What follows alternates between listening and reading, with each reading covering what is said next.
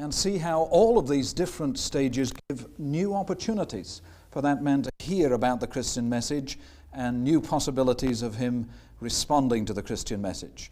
The first period, of course, in adult life for the man is the 20s and 30s period. These are what I call the upward and the onward years. He is involved in establishing himself, concentrating on establishing himself. Often these 20s and 30s are quite tension-ridden. Certainly in his commercial life or his industrial life, they'll be competitive. Men don't give things away, you know. Often they keep things to themselves because things might go against them in the industrial situation. It might go against him in his promotion if he talks too much about himself. So he holds on to things. But they're upward and onward years when he is establishing himself in the realm of work, and also establishing himself in the marriage, of course, if he's married, and if there are any children, he's establishing himself as a father, as a parent. So he's a triangular man during the 20s and 30s, and in danger of getting pulled in any one of three directions, or even all three directions at once. When that happens, he reverts to childhood. That's his means of sort of escaping when the pressure becomes too strong. And during those years, I ask men what do they want their wives to be during these 20s and 30s, and here's what they tell me. He wants his wife to be a mother who'll look after him, of course. He wants his wife to be a film star so that he can show her off to the other colleagues at work, and they'll say, "Goodness, did she marry you? Fancy that." And he wants his wife to be Joan of Arc, ready to fight his battles for him. So onward and upward years in the 20s and 30s. Then comes the period in the 30s and through into the 40s, which are consolidation years. When he builds on previous experience, this is the time when, if he's a school teacher, he may become head of department. Or if he's in industry, he may take a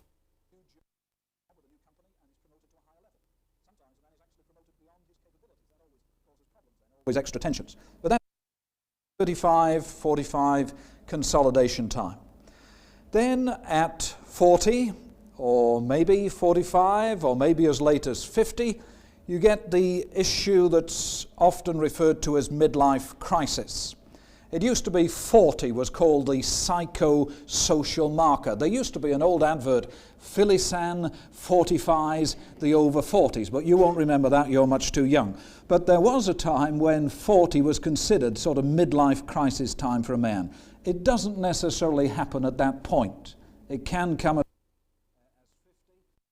And incidentally, for the man, midlife crisis is not over and done with in a month or so. It can, this is the bad news, I'm afraid, it can continue over a period of months, even a period of years. Just as for a woman, the change of life does not happen with 1 month, with one period, end sort of thing. The thing will go on over a period of time. So with man, midlife crisis can go on over a period of time. The key change seems to be that he stops saying, "if I die," and he starts saying, "when I die." It's fascinating to see the change. First he thinks it, but eventually he says it.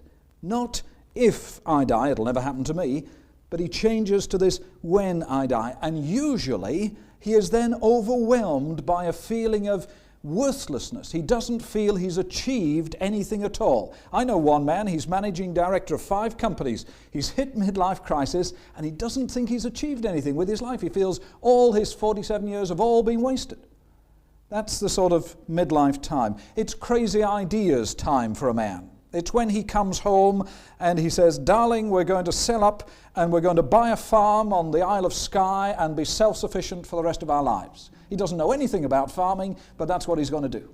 And you will reel from that sort of experience, and it'll take you a fortnight to work it out whether it was possible. He comes home a fortnight later, he's forgotten all about farming and the Isle of Skye.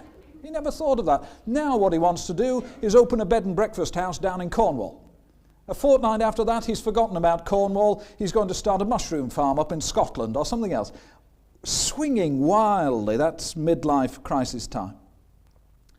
If he has taken the occasional drink, midlife time is when he will take more than one. I heard it put very succinctly just the other day. They used to share a bottle of white wine and a dinner occasionally, and there would be some left over, and it went in the fridge for the next day. Now he finishes the bottle. He takes an extra drink or two. Midlife crisis time is always compulsion to escape from what is happening around him and compulsion to escape from himself. This is the time when perhaps he takes his young secretary out for dinner. There may be nothing sexual in it at all initially. It can degrade into that, of course, go down into that. But initially, all he is trying to prove is that he is still attractive to younger women. He's trying to turn the clock back. He's feeling trapped in this midlife period, and he's trying to escape. He does move through. Here's the good news. They do come through midlife crisis, and you move into the 50s and the 60s. They can be years of great peace. Or, of course, if he never comes to terms with himself, they may be years of bitterness. But many marriages have a tremendous period, their best period, in that sort of 50s period. And then at 65, or maybe much earlier, of course, because many men nowadays are offered retirement from 50 and onwards. But traditionally at 65, there comes retirement. I do find that I have to remind modern audiences that retirement is a modern phenomena. There didn't used to be such a thing as retirement, not all that long ago. Nowadays, the average life expectancy for a man is 72 years. For a woman, it's 77. But at the turn of the century, the average life expectancy for a man was 48. They didn't retire, they just didn't come back from work one day, either because of frailty and they got involved in an accident, or literally they had their heart attack at work. And so retirement is quite a new phase, a new phenomenon. When men retire, it's always interesting to see how many men at retirement turn their retirement hobby into a job. Here's a man, he said, I'm looking forward to retiring, darling. I can do the garden as I've always wanted to do. And they had an allotment garden as well as their house garden. And he wanted to grow all these vegetables. And 2 years later, he's growing all the vegetables. So many vegetables, the family can't eat them. The friends can't eat them. The neighbors can't eat them. He's actually negotiated to sell them through the local greengrocer's shop as organically grown vegetables. And he's turned his retirement hobby into a job. You know why? Because it was the job that gave him meaning. The job gives the man the meaning. Actually, he spent 8 hours a day there for 40 years or 50 years, maybe longer if you count his traveling time. It has taken up a huge amount of his life. And the job is sometimes, when you're introduced in a business situation, you're not introduced by name anymore, you're introduced by the job you do or the status you have within the company. This man is our research development officer. His name actually isn't given. This is the function that he does. And if you take the sort of scaffolding of the job away, a lot of men collapse in a heap. Well, retirement is certainly one of the times that are an opportunity, and the opportunities keep on coming. And I want to tell you about that now. First of all, crisis times are opportunity times. Now, I am not advocating unemployment as a regulator for monetary issues. I'm not advocating unemployment at all. But unemployment has often resulted in men becoming Christians. Because if the man thought that what life was all about was getting his job and getting his position, and then he's made redundant, then he's made unemployed, suddenly he starts asking, what is life for? What am I here for? And here's a businessman down in the West Country. He was running this company. They employed about 40 people. Then the company was taken over, twice in fact, taken over by a British firm, then by an American firm. And the American people decide that the West Country block doesn't fit into the European strategy, and so they rang him up and said, you have to make, actually they sent a delegate across and said, all your 40 people have to be made redundant. So as the manager, as the managing director, he worked for the best redundancy terms he could, and he made all these 40 people redundant. Then he got a telephone call saying, thank you, Mr. Jones, for doing that. We no longer need your services anymore. You've done your final job, and now you are redundant. Well, of course, there was a sort of silver handshake and some money to go with it, and it was fun for a month or two. He did all the decorating he'd promised his wife to do. But then, of course, the thing set in. He realized that in his late 40s, he wasn't going to get a position like that anymore. When you go in your 40s or early 50s, you're either overqualified or you're too old. And he knew he wasn't going to get that sort of position. So suddenly he starts saying, what's it all about? He thought it was all about getting the job and getting the company and being in charge. And suddenly it's all gone within a month. And he starts asking the questions, who am I and why am I here on earth? And a godly Church of England minister has led him to know the Lord.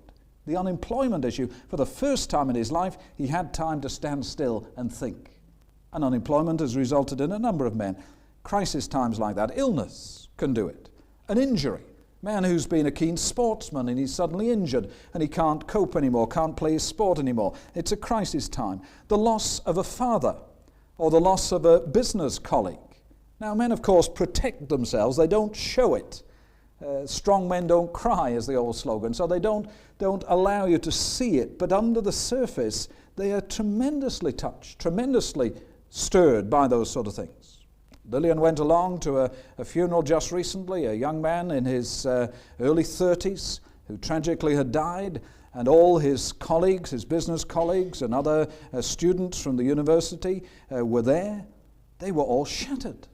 And they were listening to the preacher as they'd never listened to a preacher before, because suddenly death had encroached, you see, upon their sort of lifestyle, their time. So crisis times are always an opportunity time when a man can hear again. Fatherhood is another opportunity time. Now, every man longs to be a good father. Every man wants to be a good father. And when my first son was born over in Ilford, and the phone call came through from the hospital saying that I had a little boy. And I was thrilled about that, but they said, your wife has had a severe hemorrhage, will you come quickly? So I went, and they put a gown on me and a mask on me and gloves on me, and so marched me straight through. And they dumped the baby in a cot, because the baby was okay, so they dumped him in a cot. And I'm walking into where all the medical attention is focused on Lillian to sort of be with her in this moment of time. And as I walk past the cot where little Jeffrey is, I couldn't move, because there is a three-dimensional photograph of me. I've seen photographs of me when I was tiny like that, only this one moves. This one is for real. Now, all men are affected by that, deeply affected. And fatherhood is a new opportunity for God to break through. I'm sure some of you in your churches have seen the series of films by James Dobson called Focus on the Family. They're worth repeating. Certainly they're on video now, and what we do is get together a group of men, just men. We get the prospective fathers and the new fathers in a home meeting, put the video on the box. Men are not threatened by the box, you see.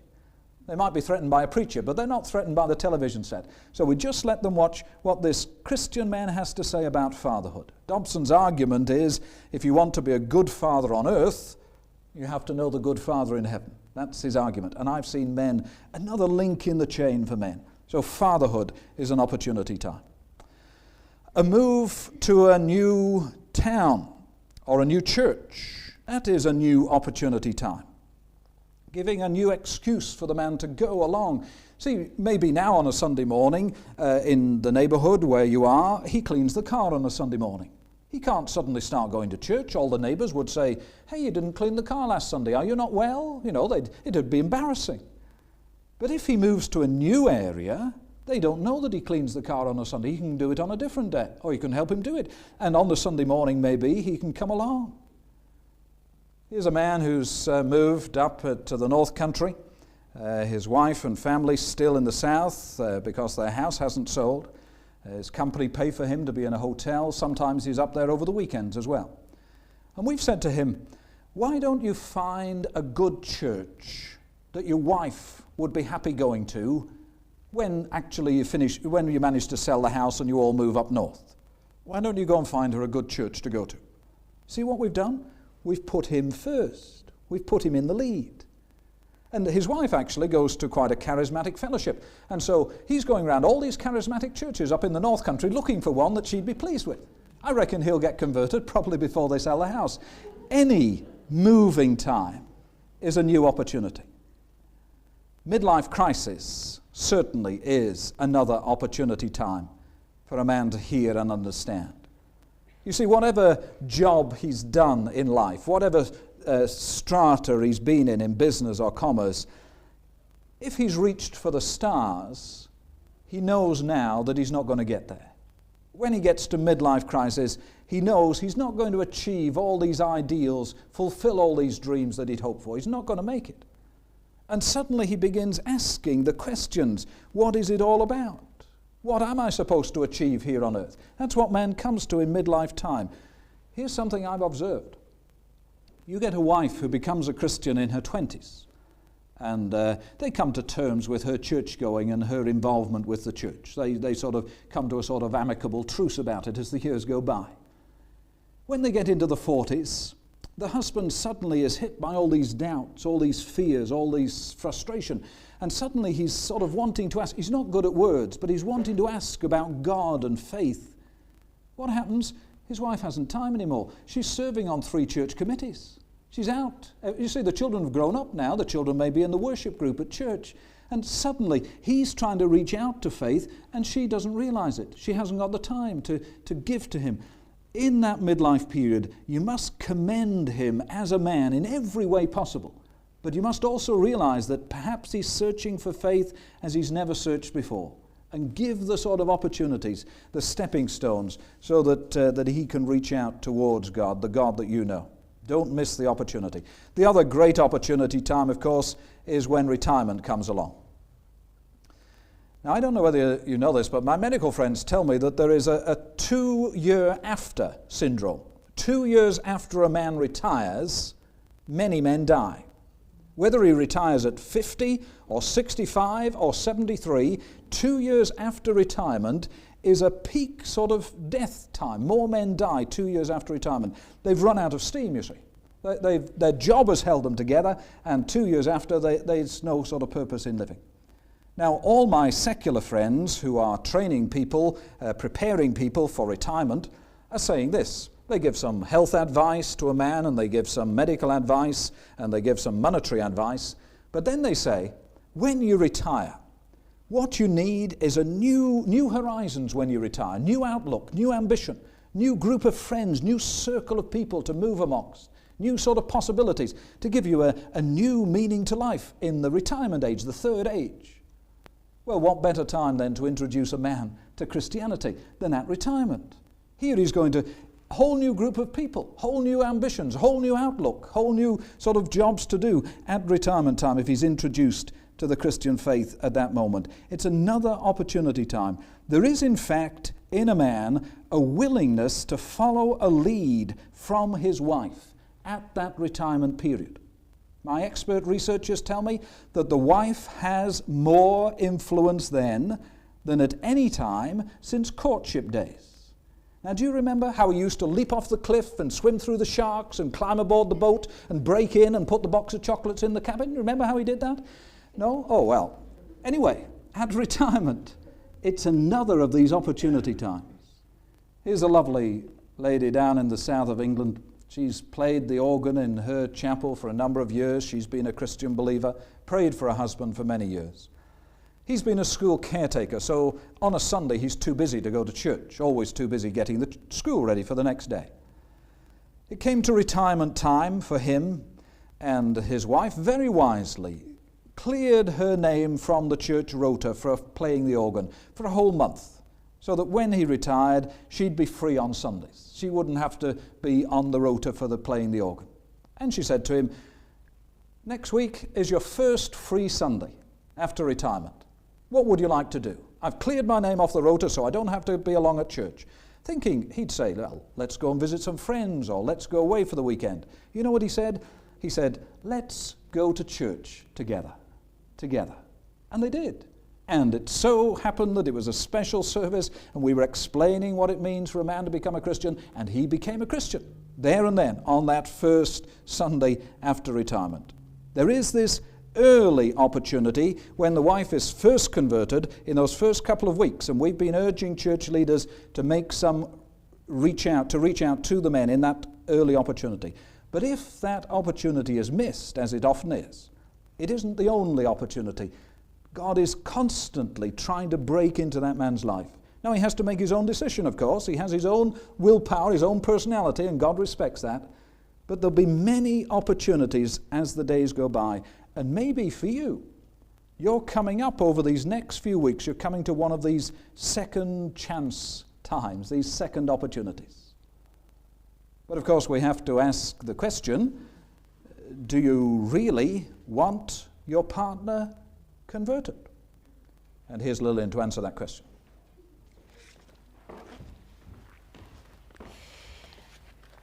Because it really is a serious question.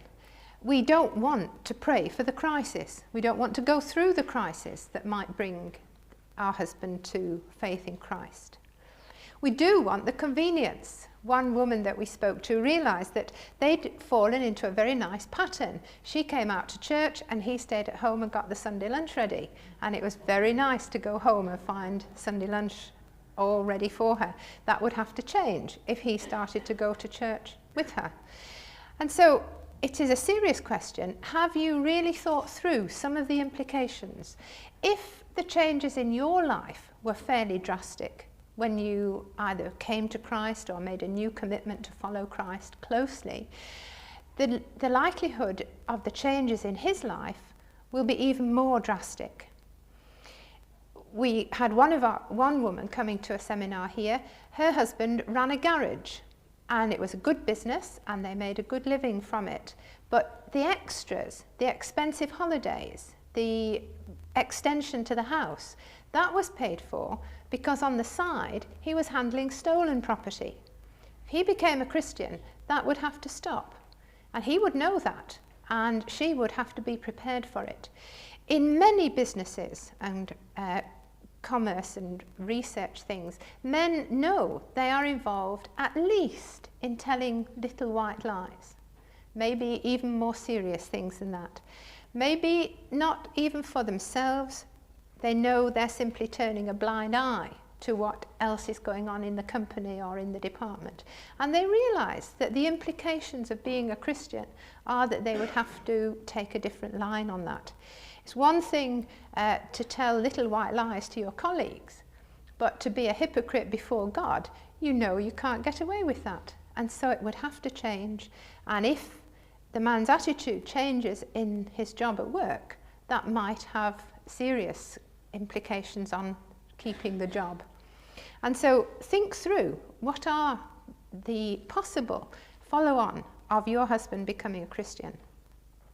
There are, of course, difficulties in living with a fully committed Christian man who decides to follow God. Because in our experience, when men who are older become Christians, then they are not just prepared to sit in the pew at church.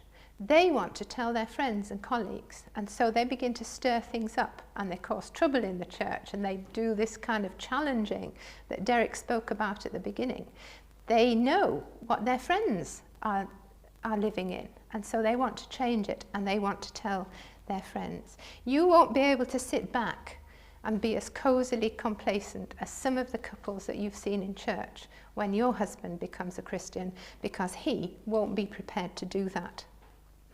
Let me tell you about Gomer. She was a young woman and had the amazing possibility to marry an Old Testament prophet. Hosea, God told Hosea to marry a young woman from the town, and it was quite startling and amazing for her to have this opportunity. He was a young man, probably from a wealthy family, certainly well known and respectable, and it must have seemed like the answer to all her prayers. But what she didn't know was that he was going to start going all out for God. And in his preaching, he began to cause trouble and get himself into trouble. If the new archbishop starts to say some of the things that Hosea used to say, he'll be getting headline coverage and he'll be made very unpopular in the local papers. He challenged the political leadership of the day. You are not leading the people to follow God. And he attacked them, he called them silly pigeons, he called them half-baked, and he really preached against them. He preached against the religious leaders of his day. You are not faithful to God yourselves, and you are not leading the nation in the way that God wants you to do. And so, instead of her being this respectable married woman to a well-thought-of preacher, the home becomes full of tension, and their relationship becomes a very difficult one. And when their first child is born, Hosea chooses a name for the child and calls the boy Jezreel, which we don't understand the significance of that, but in their nation, Jezreel was the name of a place.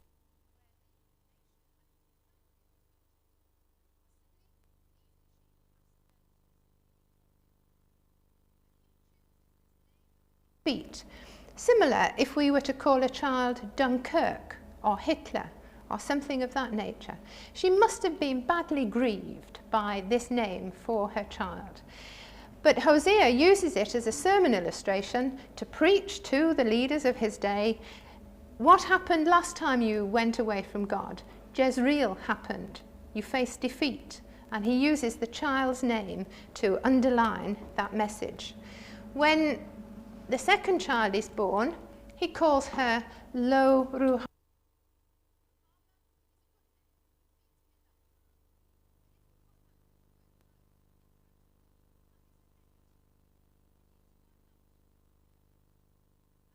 And he uses that as a sermon illustration. God is saying he will not show his love to you because you have turned away from God. And so when the third child is born, the marriage is already rocky by this stage, but the third child, he calls the boy Lo Ami.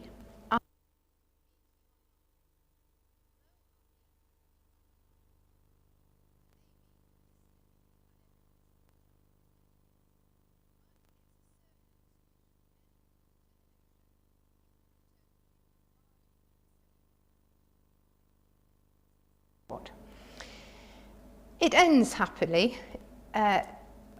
This was the last straw for Gomer, and she did leave home, but God says to Hosea that he has to go after her and win her back, and he brings the children together and his wife together, and he removes those negatives. She is beloved, the son is my son, and he again uses this as his sermon illustration. The Lord said,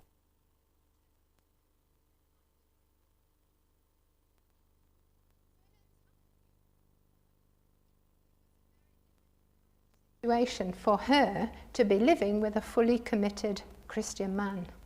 And that's the sort of things that we have to think our way through when we pray that these husbands might become Christians.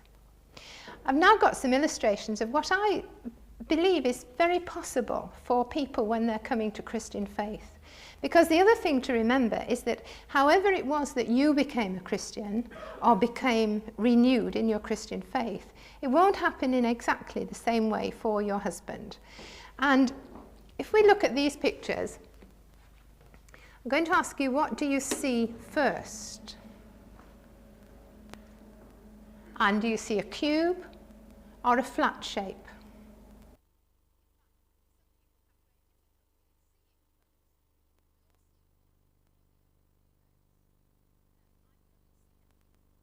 Picture for a long time.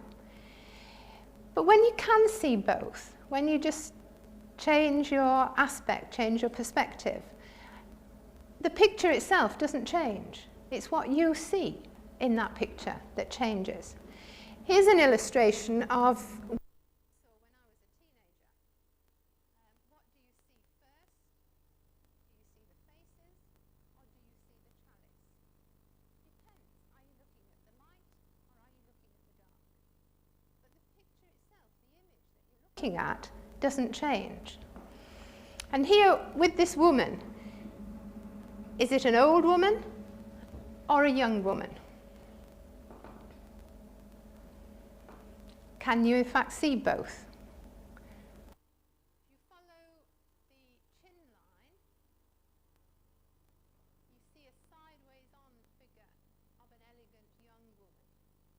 Or that same line becomes the nose of a huddled up elderly woman.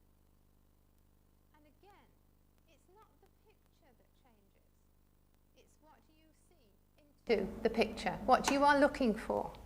Now, I find it incredible that there are people who can look at the created world and not see the hand of a creator.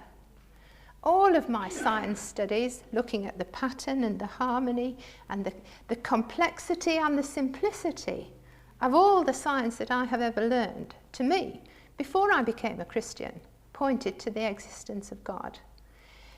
But some people look at the world and they don't see the hand of a creator. Or you look at the history of the world and you look at the social conditions in our world today. For me, it seems impossible that you can look at that and not see the hand of God in those situations. But people do look at exactly the same situation and they do not see God. But I believe that it is a situation where it is, now you see it, now you don't. And I believe that this is how conversion often happens. Many people know the truth of the Christian message, or they know enough to realize what the implications of it are. And for all of us, we are simply links in the chain. Your life, your witness at home, colleagues at work, a new challenge that comes to his views, and suddenly, in a moment, it can all fall into place. One of these special crisis times, one of these opportunity times, and all the things that he's ever known before will suddenly come into focus, and he will see the God who made him. But watch out, because he is likely to become too keen and stir up the whole church. So you have got to want him to be converted for the right reasons, whatever the cost.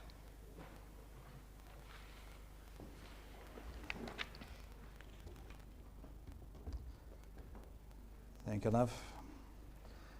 Now a handful of suggestions as we draw towards a close of this teaching time. Can I say, first of all, do cling on to the times when God has answered prayer. Remind yourself of the times when God has answered prayer. You see, when God answers a prayer in your life, it isn't actually just for that moment. It's so that you have a marker, a reminder that God is the God who answers prayers. And maybe you have to share them with someone else.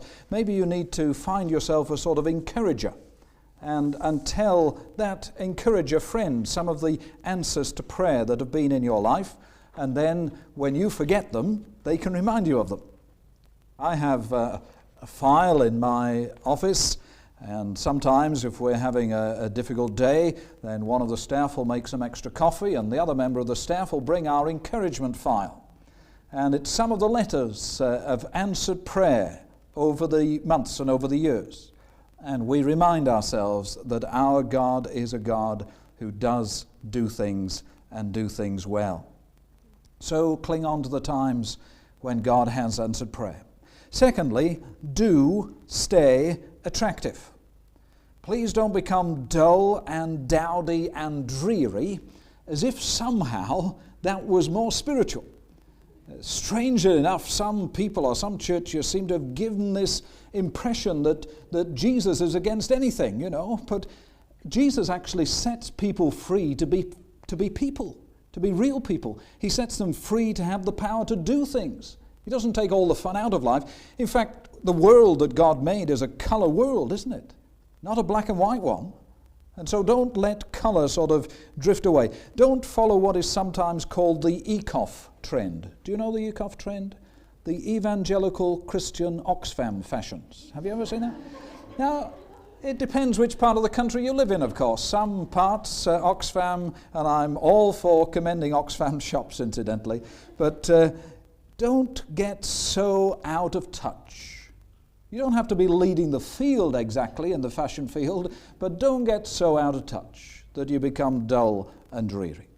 Third suggestion, maybe we ought to save the invitations to men, invitations to a husband who's not yet a committed believer, save that invitation for some special event, some quality Christian event. Now, I've nothing against your preacher or your minister, but maybe it shouldn't be the routine event that he's invited to first of all. Maybe it shouldn't be the family service that he's invited to first of all. I have discovered a number of men who've been blackmailed into going to family service. The children are taking part, and you will come, won't you, darling? And he's got his arm twisted up his back and he feels he has to come. Now, some churches, of course, have a nicely carpeted area and the noise level is kept down because of that. But other older churches with wooden pews and wooden floors, children make a bit of noise. You can't hope to sort of quieten down the hubbub that's going on, especially in a family service. And so if the husband comes along, he hears all this noise and all the children are playing a bit, with their cars on the back of the pew, and there's more women there and more children. Perhaps it just reinforces his view that it's for the women and children. And he's not hearing the preacher. I've been very interested to watch. Women are sitting there glued. They actually hear what the preacher is saying. They don't hear all the noise of the children. The only time they pay any attention to the children is if he goes quiet. Is that so?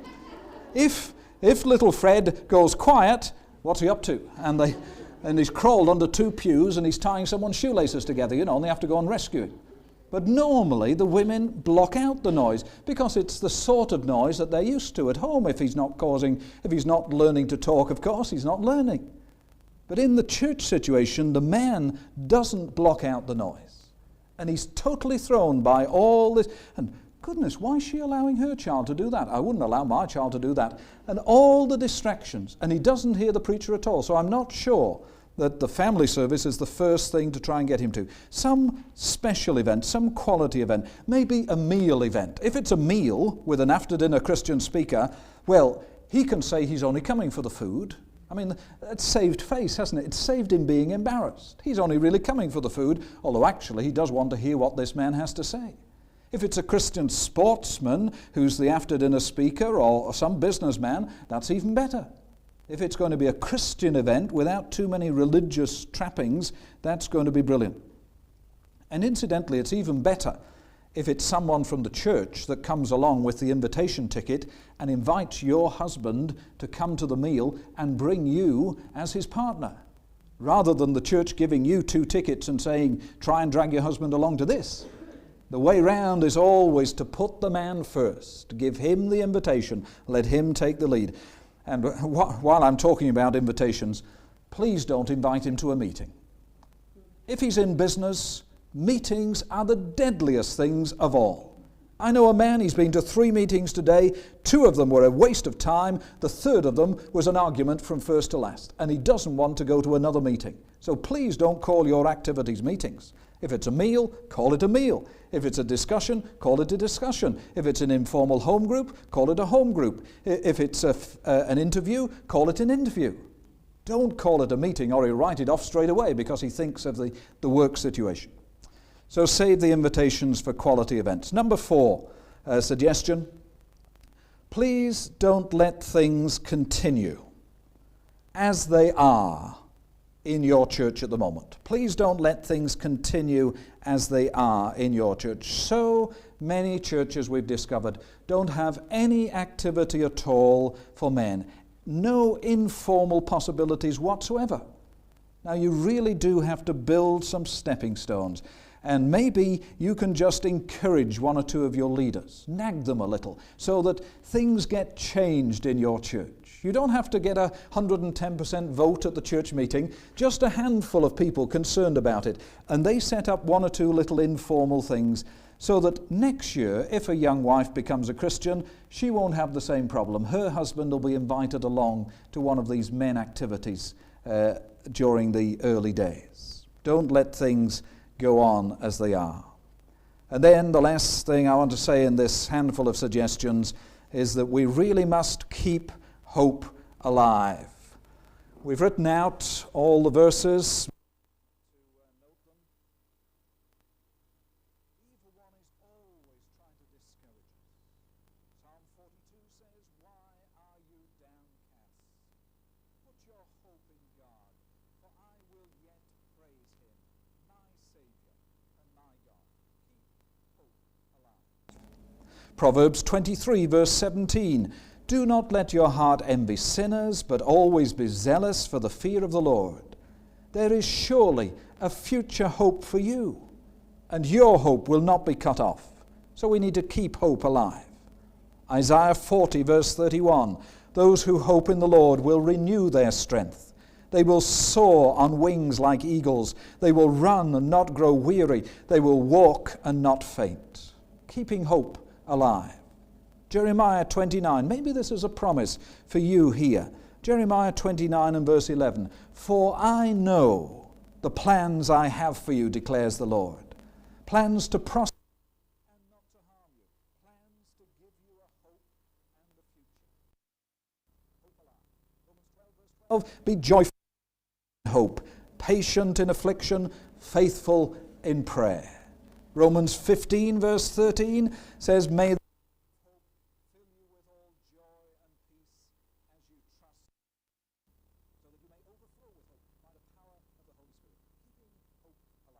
and that lovely verse in 1 Corinthians 13 and verse 7, which says, "Love always trusts, always hopes, always perseveres." Keeping hope alive. Maybe you're approaching in your situation. Maybe you know men who are not yet Christians, but it's going to be one of these second chance times for those men soon.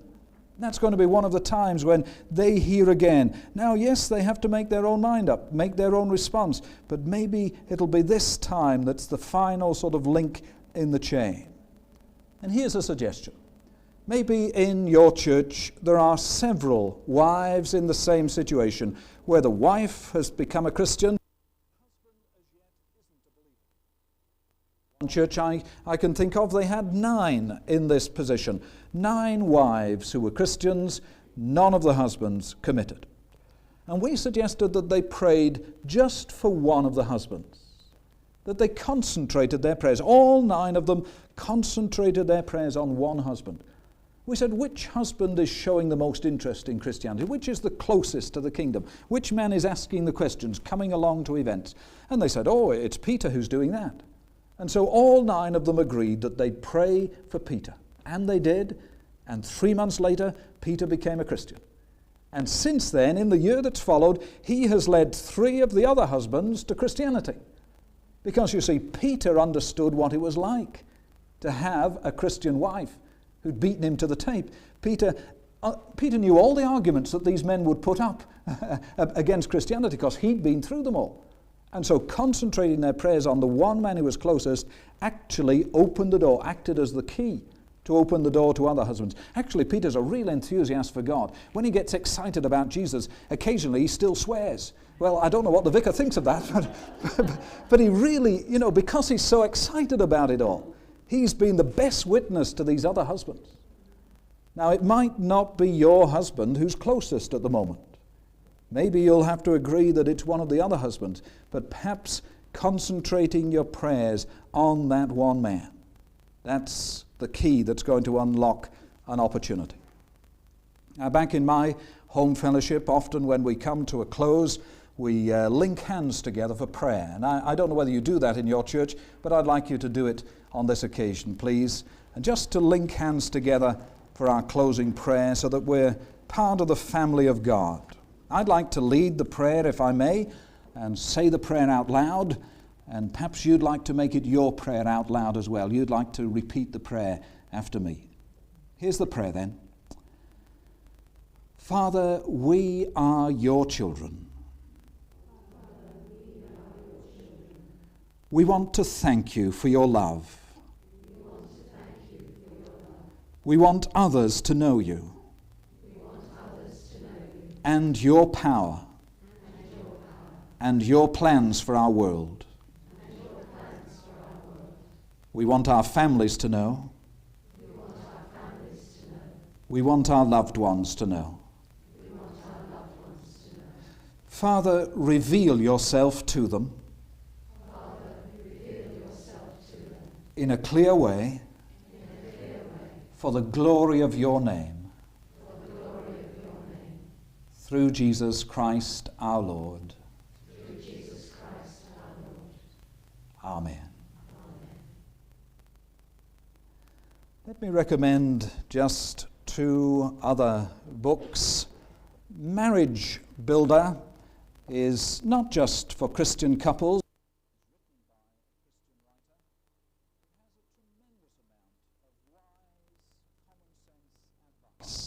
For both partners, and maybe that'll be a book that would be of help to you, the book called Marriage Partner, and then a book of ideas for reaching men called an evangelism cookbook. This is another of my productions. It isn't recipes for food, although we have sold 2 copies.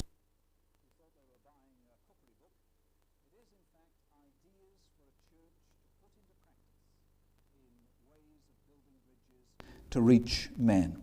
So that's another book that we'd like to commend to you. May God bless you in these coming days. And when a husband comes to the Lord, you will write to me, won't you? Because I need it in my encouragement file for some of these difficult days that we get. May God bless you in the days that lie ahead.